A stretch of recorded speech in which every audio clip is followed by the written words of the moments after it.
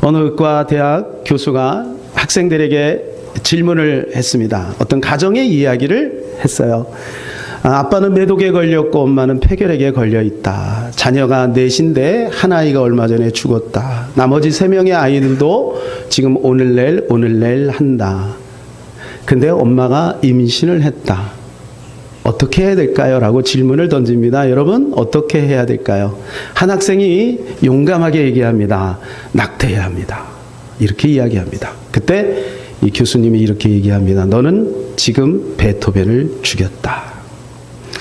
아마 이 예화를 한두 번은 들으셨을 거예요. 여러분, 이 예화를 통해서 우리가 알 수 있는 것이 뭘까요? 우리는 섣불리 너무 우리의 운명을 결정지으는 그런 모습들이 있는데, 여러분, 그래서는 아니 된다는 것이죠. 지금 형편이 아무리 힘들고 어렵고 불가능해도 여러분, 하나님이 함께 하시면 그 사람의 장래와 미래가 어떻게 될지 아무도 모른다는 거예요. 거기에는 믿음이 있는 것이죠. 베토벤의 어머니와 베토벤의 그 유명한 일화가 소개되어 있어서 하나 개 더 여러분에게 소개하겠습니다. 오늘 베토벤이 어린 나이에 앞에 있는 정원의 뜰 앞에 나가서 비가 천둥이 막 치는데 비를 홀딱 맞고 서 있어요. 여러분, 그러면 한국 부모들 같으면 어떻게 하죠? 대번에 아마 이렇게, 야, 베토벤 빨리 안 들어와. 감기 걸릴라 그래? 아니면, 야, 옷 다 젖으면 그거 누가 빨어? 아이고, 힘들어 죽겠는데 이것이 철도 없이. 여기는 한 분도 없는 줄로 믿습니다. 저쪽 동네는 있어요. 근데요, 이 베토벤 어머니는요, 그냥 그 베토벤을 이렇게 바라보더니 그냥 다가가서 그 아이를 꼭 품에 안아줬대요. 이때부터 이 베토벤의 입에서 폭포수처럼 엄마한테 막 질문을 던지시는, 엄마, 저 새소리는 무슨 소리야? 저 비는 왜 떨어지는 거야? 나무집에 떨어지는데 왜 저런 소리가 나지? 하면서 막 폭포수같이 질문을 막 던지는 거예요. 엄마는 다정하게 그 아이에게 하나하나 설명을 했대요. 저는 이 이야기를 들으면서 이런 생각이 들었습니다. 아마 베토벤의 그 유명한 교향곡들이 이때 엄마의 품속에서 그 빗소리와 자연의 한가운데서 잉태되지는 않았을까. 저는 이런 생각을 한번 해보았습니다. 여러분, 우리의 작은 반응들, 오늘 내가 그 누군가에게, 특별히 우리 가족들에게 하는 작은 말 한마디, 작은 어떤 반응들, 여러분, 이것은 굉장히 중요한 의미가 있다고 생각이 되어집니다. 오늘 본문을 보게 되면 예수님이 주기도문에 대한 이야기를 해주고 있어요. 주기도문, 여러분 다 아시죠? 주기도문, 예수님이 직접 알려주신 기도문입니다. 그런데 여러분, 그 중에 이 주기도문의 내용 중에 시간의 개념에 대한 단어가 2개가 나옵니다. 혹시 여러분 생각이 드십니까? 아시겠습니까? 네, 오늘과 영원입니다. 저는 이 말씀을 묵상하다 이런 생각이 됐어요. 오늘이 바로 영원이 아닐까. 여러분, 우리는 내일을 추구합니다. 특별히 우리 한국 사람들은 막 급해가지고요, 1년 뒤를 계획하고 10년 뒤를 계획하고, 여러분, 그런 것도 필요하죠. 그러나 오늘을 무시한 채 내일만을 바라본다면 오늘의 행복은 어디서 찾나요? 주님은 오늘 우리에게 말씀하는 거예요. 오늘, 그 오늘은 오늘로 끝나는 것이 아니라 영원과 연결된다는 것입니다. 사랑하는 여러분, 이 시간에도 마찬가지입니다. 내가 예배 한 번 잘 드렸더니 우리의 인생이 새로워질 수도 있다. 내가 예배 한 번 실패했더니 우리의 인생이 여러분 망가질 수도 있다라고 하는 거예요. 그러니 여러분의 마음을 이 시간에 하나님께 드리는 시간 되기를 바랍니다. 34절 말씀 우리 다 같이 한번 읽겠습니다. 그러므로 내일 일을 위하여 염려하지 말라. 내일 일은 내일이 염려할 것이요 한날의 괴로움은 그날의 족하니라. 여기 보면 내일이 3번 나옵니다. 내일. 여러분, 자꾸 내일을 추구하는 사람들이 너무 많아요. 지금도 어떤 분은 이 마음에 내일 월요일부터 어떤 일이 있는데, 어떤 프로젝트가 있는데 이걸 어떻게 해야 하나, 이렇게 걱정하시는 분들이 혹여나 있을 수 있겠습니다. 여러분, 내일을 추구한다는 것은 오늘 만족이 없다는 겁니다. 이 말은 무슨 말이냐면 영원히 만족이 없다는 거예요. 내일 가면 또 내일을, 그 내일이 가면 또 그 다음 내일을, 또 계속해서 내일을 바라보는. 여러분, 주님은 우리에게 오늘 행복해라, 오늘 사랑해라, 그리고 오늘 동행하라, 이렇게 말씀하고 있어요. 이 세 가지 주제를 가지고 말씀을 한번 보도록 하겠습니다. 첫 번째, 오늘 사랑하라는 것입니다. 주기도문에 보면 우리라고 하는 단어가 무려 6번이 나옵니다. 우리. 여러분, 이 우리는 누구일까요? 이 우리 한번 생각을 쭉 넓혀보면 이 우리는 우리 인류를 말하는 것이죠. 여러분, 우리는 사실은 한 가족 아니겠습니까? 아담의 후예입니다. 그죠? 조금만 좁혀볼까요? 이 우리는 한 민족이 될 수도 있겠죠. 그리고 우리가 신앙적으로 보면 이 우리는 예수 믿는 공동체를 말하는 것이죠. 하나님의 자녀된 우리, 그죠? 우리를 말해요. 근데 이것을 좀 더 잘게 자르면 바로 가족을 말하는 것입니다. 특별히 11절 말씀을 읽어보면, 우리 11절 읽을까요? 시작. 오늘 우리에게 일용할 양식을 주시옵고. 여러분, 우리에게 일용할 양식을 달라고 합니다. 여러분, 일용할 양식은 가족 단위로 생기는 거 여러분 아시죠? 여러분이 가지고 있는 이 양식의 범위는 일단 가족 안에서 이루어지는 거예요. 물론 어떤 분들은 그 집안에 있는 양식들을 밖으로 이렇게 나눠주는 분들도 있지만, 여러분, 이 가족 단위의 양식은 매우 중요한 것이죠. 그러니까 가족이 함께 굶고 가족이 함께 배부른 거예요. 그러니까 우리라고 하는 것은 어떻게 보면 가족이라고 봐도 되는 것이죠. 출애굽에 보면 이스라엘 백성들이 출애굽할 때 유월절을 통과하게 합니다. 그런데요, 유월절을 통과할 때 어떻게 하냐면 가족 단위로 유월절을 지키도록 해요. 12장 3절 다 같이. 너희는 이스라엘 온 회중에게 말하여 이르라. 이날 열흘에 너희 각자가 어린 양을 잡을지니 각 가족대로 그 식구를 위하여 어린 양을 취하되. 어떻게 해요? 가족대로, 식구대로. 가정입니다. 가정 단위입니다. 여러분, 유월절은 뭐냐 하면 구원의 경계선입니다. 유월절을 온전히 지킨 가정은 살았어요. 그러나 유월절을 무시한 가정은 죽었어요. 가족 단위로 이루어지는 것입니다. 그래서 사도행전에 와서는 사도 바울이 이렇게 얘기하죠. 사도행전 16장 31절 시작. 이르되 주 예수를 믿으라. 그리하면 너와 내 집이 구원을 받으리라. 너와 내 가족이 구원을 받는다는 거예요. 그래서 여러분, 나 하나 예수님 잘 믿으면 우리 가족과 가문이 변화될 수 있습니다. 그러나 나 하나 대충 믿으면 여러분 그렇지 못할 수도 있다는 것입니다. 하나님은 인류를 시작할 때 가족으로 시작했습니다. 가정으로 시작했습니다. 아담이라고 하는 자그마한 가정에서 시작이 된, 그게 인류가 된 거죠. 여러분, 그러다가 창세기 6장에 가게 되면 인류를 하나님 멸망시키는데 다시 보존합니다. 보존할 때 여러분 가족이 보존이 돼요. 노아의 가정이죠. 12장에 가게 되면은 믿음의 길을 하나님이 펼쳐주시는데 이 믿음의 조상으로 누구를 세웁니까? 예, 아브라함의 가족을 세우는 거예요. 뒤에 가서 여러분, 야곱이 이스라엘의 역사에 중요한 획을 긋습니다. 12지파를 이루지 않습니까? 여러분, 근데 그 야곱의 가정에서 시작이 되는 거예요. 사랑하는 여러분, 여러분의 가정은 여러분의 가정으로 끝나는 것이 아니에요. 여러분의 한 가정이 나라가 될 수도 있고요. 여러분의 한 가정이 여러분 인류의 희망이 될 수도 있는 거예요.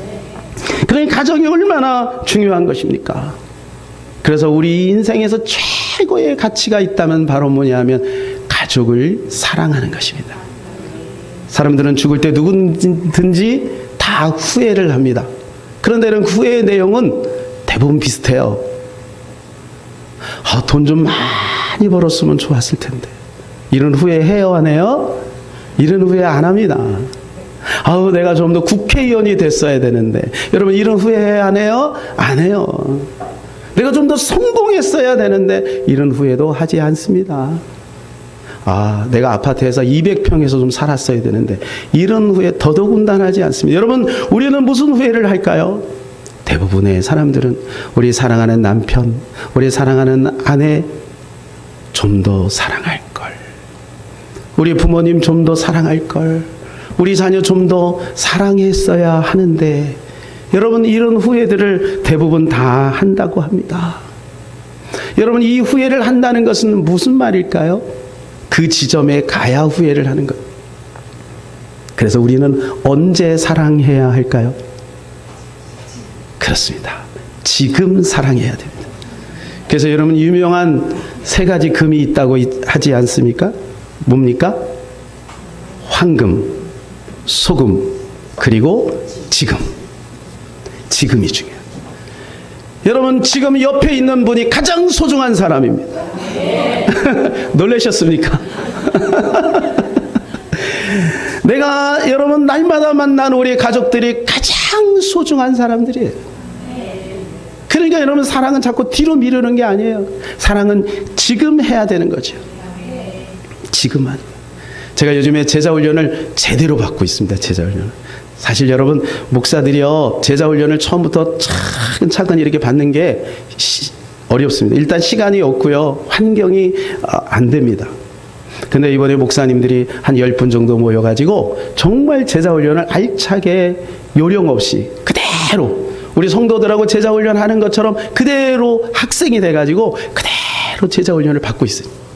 겸손하게 받고 있어요. 그러니까 숙제를 시키면 해가야 돼요. 숙제가 있더라고요.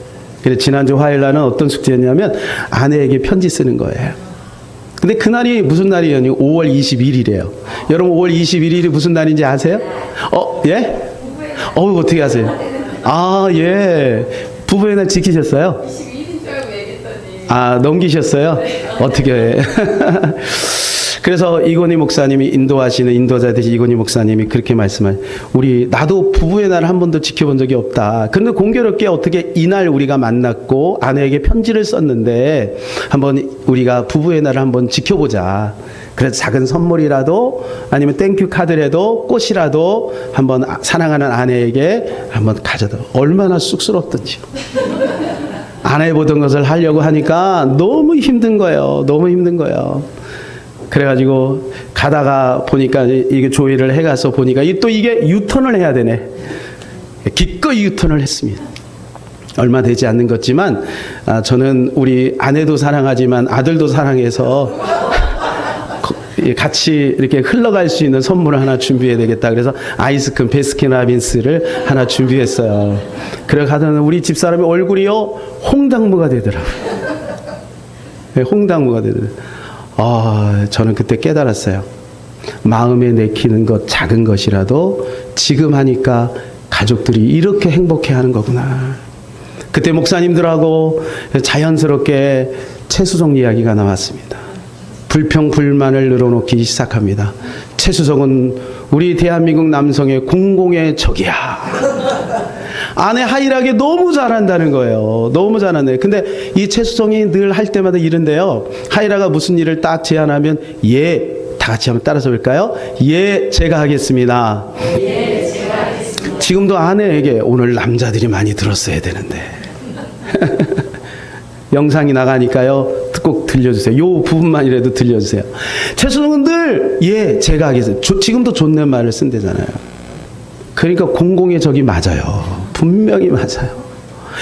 제가 하겠습니다. 그래서 제가 차 타고 오면서 문득 이런 생각이 아니 최수종은 어떻게 그렇게 할 수 있을까? 저 사람은 AI인가? 프로그램되어 있는 AI인가? 인간이 아닌가 보다. 이런 생각이 들었어요. 근데 제가 문득 제 마음에 이런 깨달음이 왔어요. 언어구나. 말이구나. 여러분 자녀에게도 존댓말하고 아내에게도 존댓말을 하고 그리고 먼저 어떤 일이 벌어지면 제가 하겠습니다라고 던져버리니 말이 책임지는 거예요. 그걸 깨달았어요. 그래서 제 마음에 해야 되겠다는 마음을 했는데 잘 안 돼요. 여러분 이 시간에 영상을 하나 볼 겁니다. 여러분 우리 가족들에게 줄 수 있는 최고의 선물이 뭘까요? 의외로 단순해요. 같이 한번 볼까요? 아빠 사랑해요.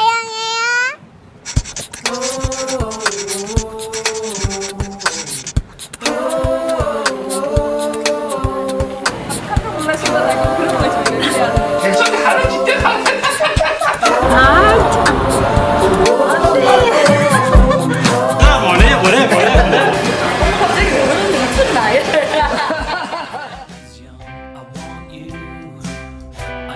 사랑해.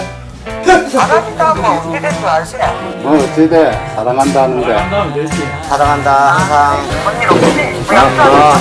내 이런 말 처음 들어봐? 엄마 사랑해. 와 갑자기 부탁 있었어 그런 거 아니야? 부탁 없어. 사랑해요. 이거 야 사랑해요.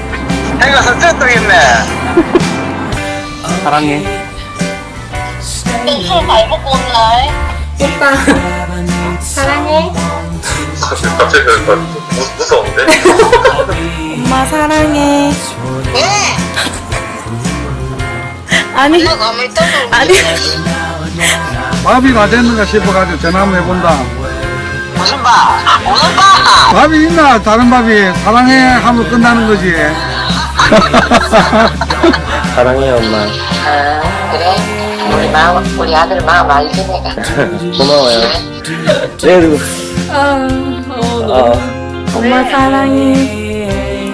근데 왜 그런 말 하는데? 어? 그냥 하고 싶어서. 아니 솔직하게 말해봐. 일 있으면. 없어. 제가 사랑해요. 엄마 내가 항상 사랑하는 거 알죠? 알았어. 많이 많이 사랑해요. 나도 사랑해. 사랑한다고. 저도 사랑해요. 고마워. 사랑해. 사랑해. 여보 세상에서 제일 많이 사랑해. 내가 더. 아니 사랑한다고 그만 하고 싶었어. 그래 나도 당신 사랑해요. 땡큐. 여보. 사랑해요. 사랑해요.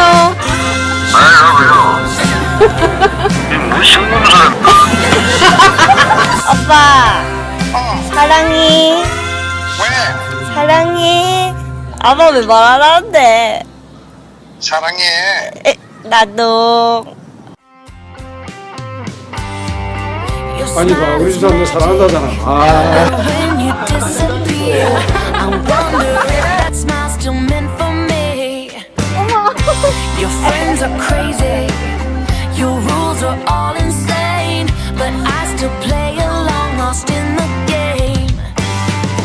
I wanna shout out that you're my favorite escape. You roll like thunder, please shake my world till it breaks. Let me fall down your rabbit hole and chase a fleeting time. I'm 뭐라고 얘기했더라. 여보 사랑해. Am I just a 여러분 부산 사람들을 대상으로 했다는 거 좀 특이하고요. 부산 분들, 경상도 분들 여기 계시면 용서하세요. 세 가지 말만 한다. 자자, 먹자, 아는 이렇게 세 가지 말만 한다고 하잖아요. 여러분 통계에 의하면요, 우리 가족들에게 뭔가 이렇게 좋은 것을 줘야 된다고 생각하는 거예요. 어떤 기념일날 막 좋은 거 줘야 된다고 생각하는데 의외로 그 당사자는요, 그냥 조건 없이 사랑해라고 하는 그 말이 그렇게 그립다는 거예요. 여러분, 우리는 지금 사랑할 수 있습니다. 연습 한번 해볼까요? 옆에 있는 분에게. 가족이라고 생각하고요. 한번 해봅시다. 사랑해요. 네, 의외로 가족끼리 있는 사람들은 굉장히 많이 힘들어하는 것 같아요. 두 번째는 오늘 행복하라는 겁니다. 오늘 행복하라. 34절 우리 다시 한번 읽어볼까요? 시작. 그러므로 내일 일을 위하여 염려하지 말라. 내일 일은 내일이 염려할 것이요 한날의 괴로움은 그날로 족하니라. 어떤 사람들은요, 행복한 내일을 위해서 오늘을 희생합니다. 많은 사람이 그렇게 합니다. 그런데요, 우리 그 지점에 가보면 별 볼 일 없다는 것을 알아요. 먹어보면 별 볼 일 없고, 입어보면 별 볼 일 없고, 만나보면 별 볼 일 없고, 또 거기에 가보면 별 볼 일 없어요. 그런데 많은 사람은요, 그 성공의 지점, 그죠? 그 성공의 지점을 위하여 오늘 나를 희생하는 거예요. 여러분, 희생되고 있는 지금 나는 누가 돌봐주나요? 그 근데 문제는 뭐냐면 그 지점이 자꾸 뒤로 간다는 거죠. 원하는 대학에 갔습니다. 좋은 직장에 가기를 원하죠. 그리고 좋은 행복한 결혼을 하기를 원하죠. 환영받고 사람들에게 칭찬받는, 박수받는 결혼하기를 원하잖아요. 그리고요, 우리 자식들을 낳으면 우리 자식들이 좋은 유치원 가기를 원하고요. 그리고 그 자식들이 또 여러분 그렇게 되기를 원하죠. 그럼요, 그 과정 속에 부족한 우리의 가족들은 여러분 어떻게 하나요? 하나님은요, 오늘 우리가 행복하기를 원하는 거예요. 그래서 심리학자들은 이런 말을 종종 합니다. 영어를 써서 죄송합니다. Here and now. 지금 여기에. 지금 여기에. 지금 여기에. 지금 여기에서 행복하기를 원하는 거예요. 여러분, 우리가 그렇게 할 수 있죠. 서부 개척 시대의 인디안들이 이제 개척자들을 앞세워서 이렇게 안내하기 위해서 여러분 말을 타고 막 달립니다. 여러분, 그 얼마나 큽니까? 그 광활한 광야를 막 말을 타고 가다 갑자기 탁 멈추더니 말에서 내린대요. 그래서 아니 왜 내리냐고, 아직 갈 길이 먼데 왜 내리냐 그랬더니 내 영혼이 아직 여기까지 도착하지 않았다는 거예요. 여러분, 그건 시차와 같습니다. 시차는 뭔가요? 너무 먼 거리를 너무 빠른 속도로 이동해서 생기는 것이에요. 나는 여기에서 적응이 됐는데 내 영혼은 여기에 있어요, 아직. 그런데 너무 빨리 비행기를 타고 너무 멀리 간 거예요, 갑자기. 그러니까 여기서 아직 적응하지 못해. 그리고 미국에 갔는데 이제 적응하려면 또 다시 또 이쪽으로 와요. 이게 시차의 불편이죠. 여러분, 우리 인생에도 여러분 시차의 간격 때문에 힘들어하는 사람들이 많이 있어요. 우리 대한민국이 지금 그 몸살을 앓고 있는 거예요. 여러분, 경제가 갑자기 막 급성장하다 보니까 여러분 어때요? 마음은 자꾸 피폐해지는 거예요. 그러니까 우리나라가 자살률, 이혼율이 세계에서 1위 아니겠어요? 여러분, 마음의 시차, 영혼의 시차가 있는 거예요. 그래서 우리의 지점을 자꾸 어딘가에 이렇게 두면은 여러분 그 사람은 절대 행복하지 않는 거예요. 지금 내가 만나는 그 사람, 내가 지금 경험하고 있는 그 일, 여러분 그것이 가장 소중한 것이죠. 특별히 현대인들은 너무너무 바쁘게 살아갑니다. 저도요, 어떨 때는요, 세수하면서 이거 그 다음에 뭐 해야 된다 이런 생각을 하는 거예요. 출근 막 준비하면서 벌써 마음은 직장에 가 있습니다. 그죠? 그리고 이제 직장 끝나고 나면 또 직장에다가 학교에다가 마음을 두고 오는 거예요. 오늘 직장 상사가 대화 나눴는데 그 내용이 내 마음을 자꾸 그곳으로 가게 하는 거예요. 그럼 밤새 고민하는 거예요. 사랑하는 가족들하고 같이 늘 있으면서도 뭔가 마음이 붕 떠 있는 거예요. 그러면서 막연하게 우리 가족은 왜 나를 사랑하지 않나? 아내는 왜 나를 사랑하지 않나? 남편은 왜 나를 사랑하지 않나? 이 정도 했으면 됐는데 저놈은 왜 그러나? 자녀들에게, 가족들에게 뭔가 늘 불편한 거예요. 불만족한 거예요. 여러분, 우리는 지금 사랑할 수 있는 거, 지금 행복할 수 있는 거. 근데 성경에 보니까요, here and now를 늘 했던 사람이 있더라고요. 그분이 사도 바울이에요. 빌립보서 4장 11절 12절 말씀 보니까 우리 다 같이 읽을까요? 내가 궁핍함으로 말하는 것이 아니니라 어떠한 형편에든지 나는 자족하기를 배웠노니 나는 비천에 처할 줄도 알고 풍부에 처할 줄도 알아 모든 일 곧 배부름과 배고픔과 풍부와 궁핍에도 처할 줄 아는 일체의 비결을 배웠노라. 여기 11절에 보면 자족한다는 말이 나오는데 여러분, 이 자족한다는 말은 오늘 우리가 읽었던 34절에 보면 족하니라라고 하는 단어와 같은 어근을 가지고 있어요. 이건 뭐냐면 충분하다는 거야. 이 정도면 충분하다. 여러분, 우리는 항상 배불러야 충분하다고 생각합니다. 풍요로워야 충분하다고 생각합니다. 근데 사도 바울은 아니에요. 궁핍하고 결핍이 있고 모자라도 충분하다고 생각을 했다는 거예요. 배가 고파도 어려운 환경 속에 있어도 충분하다고 생각했다는 거예요. 그런데 여러분, 여기에서 11절과 12절 하반절에 보면 배웠노니라는 말이 2번 반복되고 있는 것을 볼 수 있습니다. 이 말은 사도 바울도 처음부터 그러지 않았다는 거예요. 배웠다는 거예요. 일체의 비결을 배웠다는 거예요. 어떤 상황 가운데 있든지 만족하는 비결을 배웠다는 거예요. 여러분 그래서 이 비결이라고 하는 단어가 뭐냐 하니까 영어로 보니까 secret으로 돼 있어요. 비밀로 돼 있는 거예요. 비밀이 있다는 거예요. 여러분 비밀이 열리면 우리도 자족하게 될 줄로 믿습니다. 비밀을 알려드리겠습니다. 그것이 세 번째, 지금 동행하라는 거죠. 오늘 11절 본문 11절을 우리 같이 한번 읽겠습니다. 시작. 여기 보면 오늘 우리에게 일용할 양식을 주시옵고 라고 되어 있어요. 주기도문이 여러분 얼마나 중요한 거예요. 예수님이 직접 알려준 기도잖아요. 그런데 오늘 우리에게 일용할 양식을 구하라 그래요. 여러분 이렇게 기도하면 안 될까요? 오늘 우리에게 한 달치 양식을 주시옵고 오늘 우리에게 1년치 양식을 주시옵고 이렇게 기도하면 안 될까요? 하나님 못 주시나요? 하나님 충분히 주실 수 있죠. 그런데 왜 오늘 우리에게 일용할 양식을 달라고 기도하라고 할까요? 여러분 여기에 비밀이 있는 거예요. 이게 동행이네, 동행. 하나님은 여러분 우리에게 모든 것을 한꺼번에 다 줄 수 있는 능력이 있습니다. 그러나 주님이 정말로 우리에게 원하는 것은 동행이고 여러분 우리가 동행할 때 진정한 행복이 있다는 것을 우리 하나님이 알고 계신 거예요. 여러분 일용할 양식을 구하면요, 오늘 일용할 양식을 구하면 내일 가면 또 구해야 돼요. 여러분 또 기도해야 돼. 또 주님과 친밀감을 가져야 돼. 계속해서 주님과 동행할 수밖에 없는 거예요. 여기에 우리 크리스찬들의 비밀이 있는 거예요. 사도 바울이 깨달은 게 이거예요.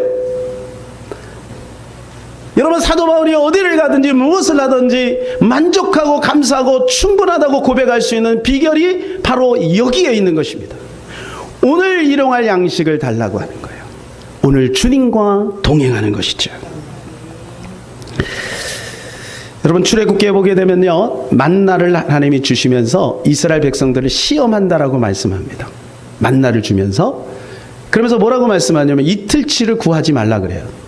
여러분 쫙 깔려 있어요. 그런데 이틀치를 구하지 말. 근데 어떤 욕심 있는 사람은 어떻게 해요?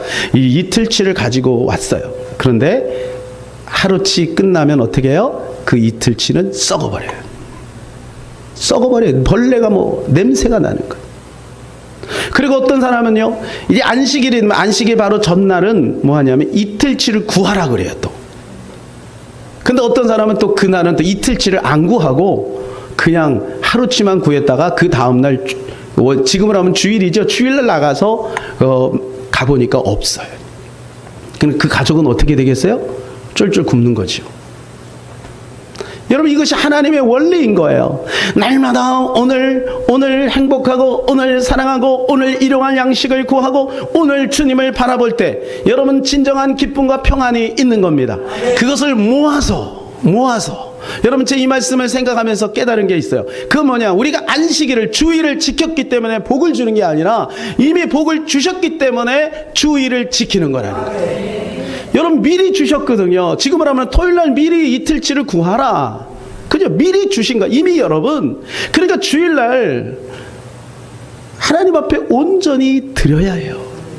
그것이 지혜인 거예요. 이미 하나님은 주셨고 그리고 그것을 보면서 하나님이 시험하신다 그랬잖아요. 테스트 하시는 거예요. 그래서 더 큰 것을 하나님이 주기를 원하시는 거죠. 여러분 주님은 우리가 날마다 동행하기를 원해요. 그런데 여러분 우리가 이 동행의 기쁨은 어디서 이루어지는 거냐 하면 가정 안에서 이루어집니다. 가정 안에서. 여러분 직장 생활하다가 직장이 마음에 안 들면요, 그냥 퇴사하면 돼요. 그냥 나오면 돼요. 그리고 친구가 마음에 안 들면요, 그냥 관계를 끊어버리면 돼요. 연락 안 하면 돼요. 근데 가족은 그렇게 할 수 있어요? 없어요. 미우나 고우나 가족은 죽을 때까지 가야 되는 거죠. 그죠? 죽을 때까지 가야 돼요. 그러니까 여러분 가족 안에서 내가 누군가를 미워하고 있다는 것을 통해 우리가 깨달을 수 있는 거면 내가 주님과 동행하지 않고 있다는 것을 알게 되는 거죠.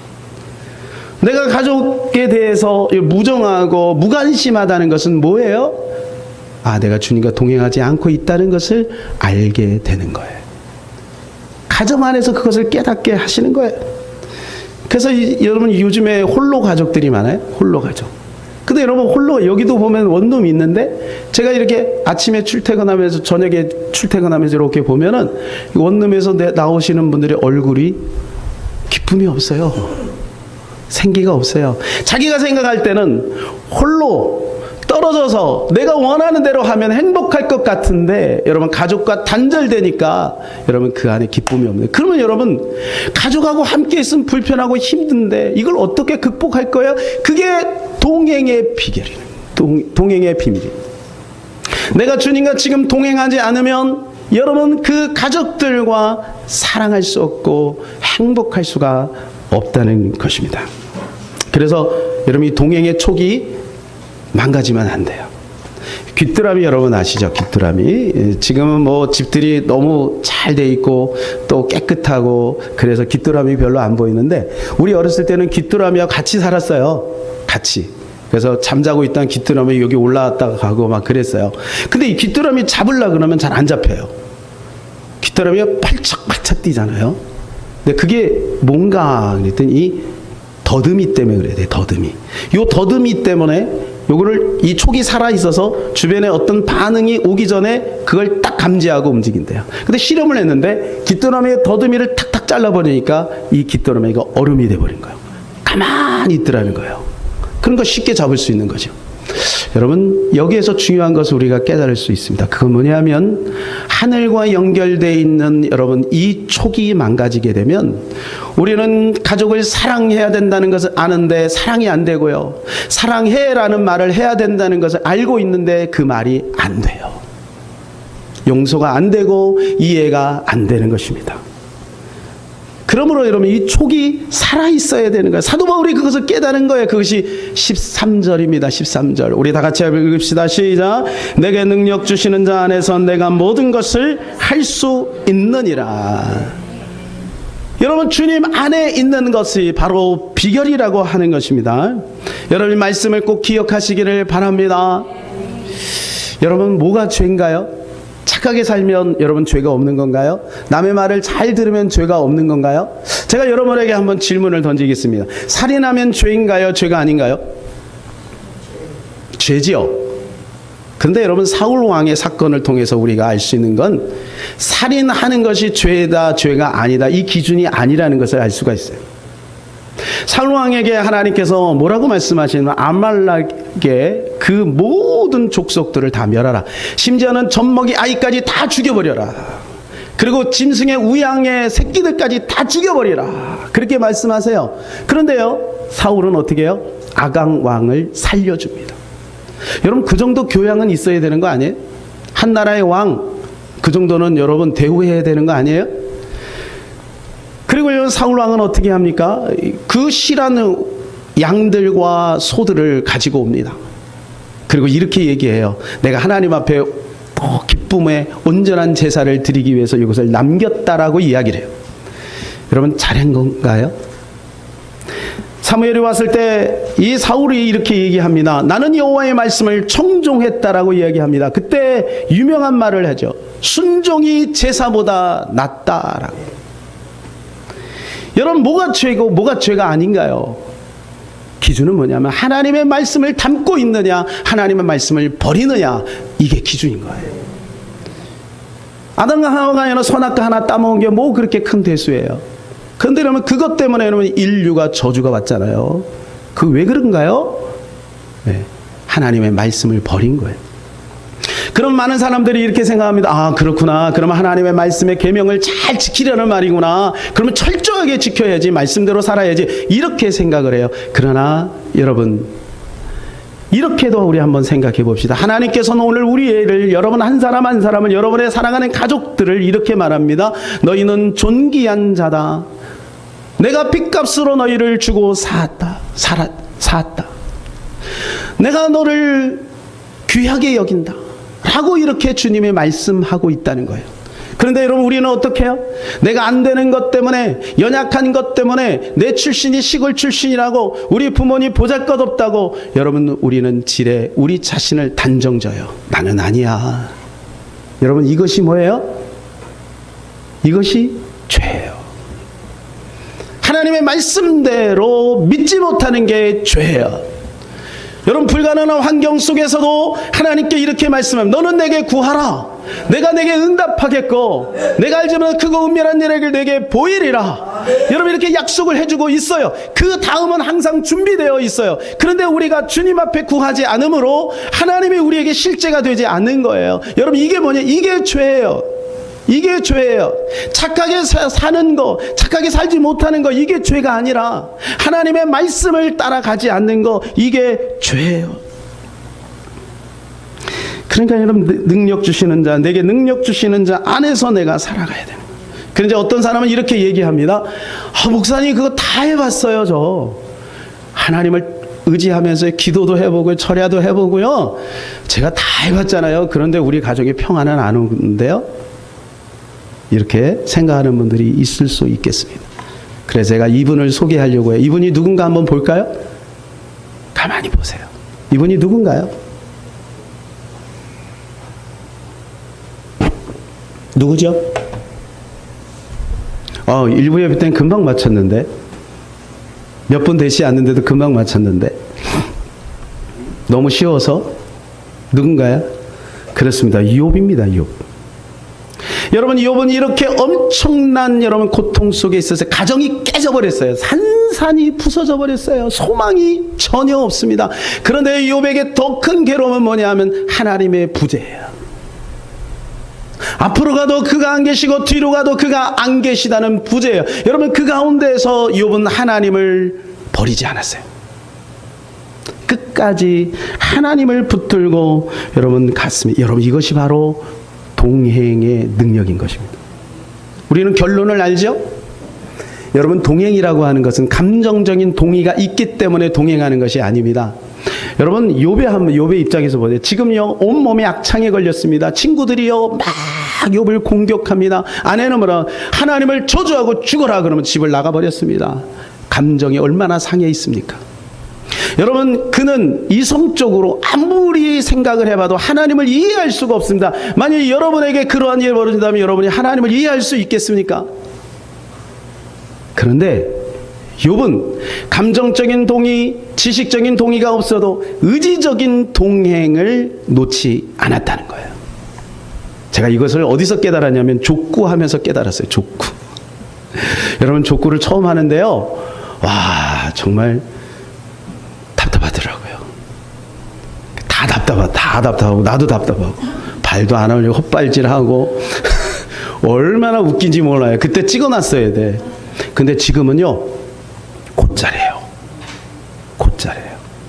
여러분 금요일날 제가요 차운행 끝나고 어떨 때는 1시에 차운행 갔다 오면 1시가 되거든요. 근데 아침에 일찍 일어나서 여러분 그 준비하는 것이 또 주일날 또 토요일날 말씀 준비해야 되잖아요. 주말로 갈수록 저는 피곤하거든요. 그런데 토요일날 아침에 이런 족구가 있단 말이에요. 그때마다 마음의 갈등이 오늘 좀 쉬고 싶다 이런 마음의 갈등이 있어요. 감정적인 동의가 안 돼요. 근데요 제가 그냥 가자. 처음에 너무 답답해서 이들하고 어떻게 족구를 할 수 있겠나 이런 생각이 들었는데 여러분 계속 가다 보니까요 그들도 실력이 올라가고 나도 실력이 올라가고 어떤 마음이 드냐면 이제 감정의 동의가 와요. 야 재밌다 족구 계속하면 좋겠다. 이 일주일에 한 2번 3번 하면 좋겠네. 여러분 동의가 바로 여기에 있는 거예요. 동행. 여러분 동의가 감정적으로 이성적으로 이해가 안 돼도 여러분 의지적으로 주님과 말씀과 기도 속에 들어가고 예배 가운데 자꾸 나오고 그렇게 하다 보면 나도 모르는 사이에 주님과 동행이 되어집니다. 그리고 동행의 그 기쁨을 누리게 됩니다. 여러분 하나님은 욥의 가정을 완전히 회복시키셨어요. 그래서 42장에 가보면 놀랄 만큼 하나님이 욥의 가정을 축복합니다. 오늘 힘들고 어려운 욥의 인생처럼 살아가는 가정이 있다면 여러분 이 동행을 포기하지 마시기를 바랍니다. 끝까지 주님을 붙들고 승리하시기를 예수님의 이름으로 축복합니다. 마지막으로 로마서 8장 31절 말씀을 우리 다 같이 큰 목소리를 읽고 마치겠습니다. 시작. 하나님이 우리를 위하시면 누가 우리를 대적하리요. 여러분 저기에 우리 가정을 한번 집어넣어 봅시다. 우리 가정. 예, 시작. 하나님이 우리 가정을 위하시면 누구가 우리 가정을 대적하리요. 아멘. 하나님이 우리 가정을 지켜주실 줄로 믿습니다. 이 시간에 우리 이 찬양 같이 한번 하고요, 기도하기를 원합니다. 하나님, 한 번도 나를, 주님이 이렇게 말씀하세요. 내가 너를 떠나지도 않으리라. 내가 너를 버리지도 않으리라. 이렇게 말씀하고 있습니다. 찬양합시다.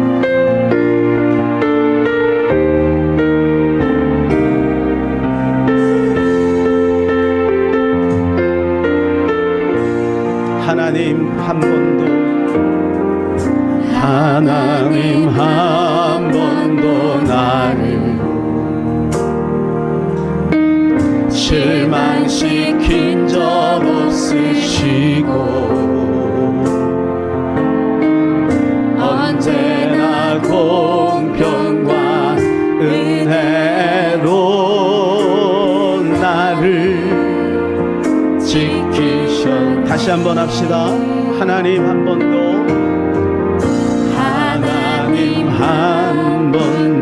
나를 실망시킨 적 없으시고 언제나 공평과 은혜로 나를 지키셨네. 오 신실하신 주, 오 신실하신 주, 오 신실하신 주. 주님의 약속입니다. 내 너를 떠나지도 않으리라. 내 너를 버리지도 않으리라. 약속하셨던 주님, 아멘 아멘. 그 약속을 지키사 이후로도 영원토록 나를 지키시리라.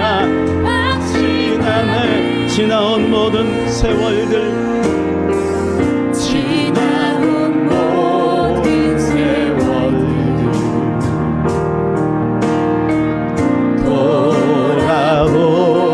돌아보아로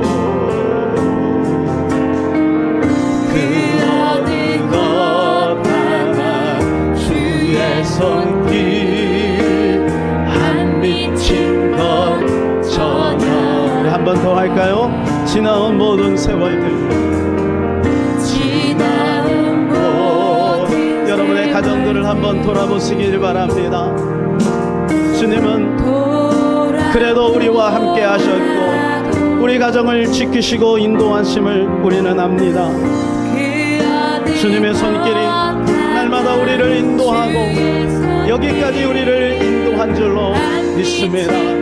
우리 오른손 높이 들고 그분을 찬양합니다.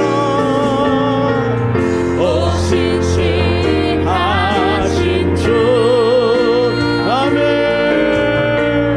오 신실하신 주. 주님의 약속입니다. 내 너를 떠나지도 않으리라. 내 너를 버리기도 않으리라. 약속하셨던 주님, 그 약속을 지키사 이후로도 영원토록 나를 지키시리라 확신하네. 여러분 가슴에 손을 얹고 여러분 그 두 손으로 우리 가정을 한번 꼭 안아주시기를 바랍니다. 우리 사랑하는 가족들을 한번 안아주시기를 바랍니다. 그리고 여러분 자신을 안아주시기를 바랍니다.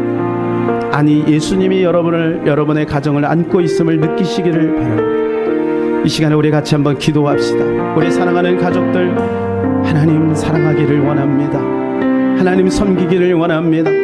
하나님 우리 가정이 행복하기를 원합니다. 그런데 그거 놓치지 않기를 원합니다. 주님과 동행하기를 원하오니 우리 가정이 주님과 동행하게 하여 주옵소서. 이 시간에 주여 한번 간절히 기도합니다. 주여 아버지 주님 동행하기를 원합니다.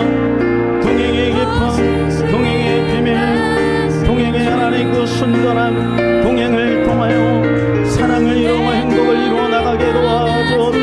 예수님 아니면 안 됨을 우리는 알고 있습니다. 우리 사랑하는 귀한 성도들 하나님 우리 가정 안에 예수 그리스도와 함께 동행하기를 원합니다. 어떤 일이 있어도 주님이 손 붙들고 나가기를 원합니다. 욕과 같은 시련과 아픔이 있어도 낙심하지 말고 하나님 감정적으로 이해되지 않고 하나님 내가 알고 있는 생각으로 상식으로 이해되지 않아도 신실하신 주님을 온전히 붙들고 믿음 가지고 나가는 우리 귀한 성도들 다 되게 도와주시옵소서.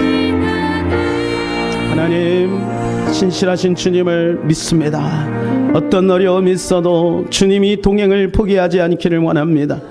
동행이 불편해도 동행하게 하시고 그래야만 하나님 진정한 사랑과 행복이 우리 가정 안에 이루어질 줄로 믿습니다. 하나님 사랑하는 가장들이 또한 하나님 우리 부모님들이 하나님 주님과 동행케 하여 주시고 우리 자녀들이 주님과 동행할 수 있도록 도와주시옵소서. 그래야 주님의 그 놀라운 사랑을 흘려보내는 복스러운 우리 가정들이 다 되게 축복하옵소서. 예수님의 이름으로 기도하옵나이다. 아멘.